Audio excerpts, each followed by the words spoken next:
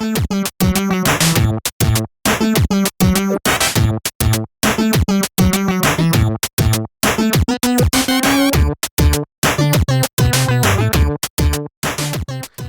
really into the idea of Dig Dog, a new game on the Nintendo Switch eShop. Made primarily by one-man developer Rusty Moyher, this cute little roguelike puts you in control of a dog who digs around looking for a bone. Enemies try to mess up his good time and you kinda die a lot. It's straightforward and no nonsense. If you want the more traditional cut-and-dry critical review, you can check that over at NintendoWorldReport.com. We have written reviews over there. But where I was a little down on the difficulty and messiness of the whole experience, Dig Dog turned out to be kinda so much more than the sum of its parts.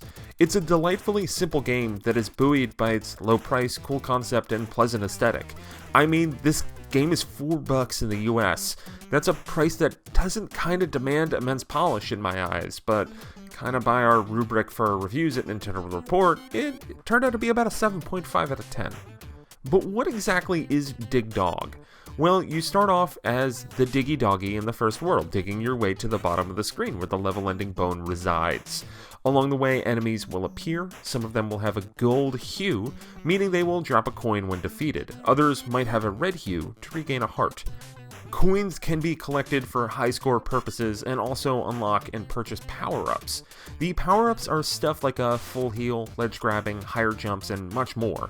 While I enjoyed the boosts that you get by using the power-ups, the high cost of some of them didn't always make the juice worth the squeeze. I felt much more inclined to just survive the levels than explore every nook and every single cranny, at least in the main, more difficult mode. Survival is important because you start with only 2 hearts, meaning when you're hit twice, you're dead, and you gotta restart. Every world has 4 levels, beat enough levels in a new world, and then you can warp to and start from that area at the beginning. Because of my general resistance towards grinding for power-ups, I actually found this game did not suffer from the issue plaguing some similar roguelikes. I didn't really feel like I missed out on too much of a power boost when I warped to later worlds, which is something that made the warps in games like Spelunky way less appealing.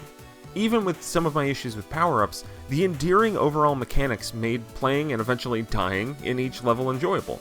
Dig Dog has a real good feel to it. Your basic controls are just digging and jumping. You can bop on most enemy heads with a jump. Your most powerful attack is a dash, which you have to jump to execute. It's a fidgety move that is a little too chaotic for the delicate procedurally generated levels. When you use it properly to dart across the screen though, and you rain metaphorical fire, it's a real nice move. But those highs weren't found as often as I would have hoped.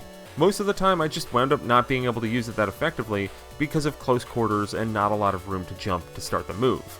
If you just want to dig, you can just explore in the easy mode, where death isn't a big problem and the points don't matter. However, all the power-ups are removed, as is most of the enjoyable aspects of the steep challenge. The 2 play modes are labeled as hard and easy. The game begs for something in the middle that hits the happy medium. But once again, Dig Dog is a $4 video game. For that, it's wondrous. I got a few hours of enjoyment out of this, and if it ever gets any kind of update or tweaks that potentially polish the experience, I will gladly revisit it. Warts and all, I highly recommend Dig Dog. It's a charming roguelike that evokes Dig Dug and Mr. Driller, and I think if you've gotten to the end of this video and you're like, huh, that's neat, you probably like it, you should check it out. If you want to see more stuff like this, let us know in the comments below.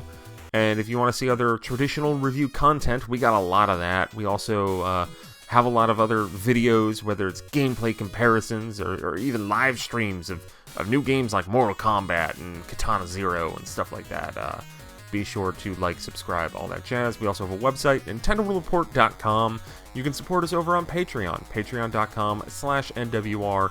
And if you want to talk about Dig Dog and other games, possibly Dig Dug, Dig Dug 2, Dig Dug 3, Dig Dug 4, talk about that over at on our Discord. There's a link in the description. Thank you. Bye.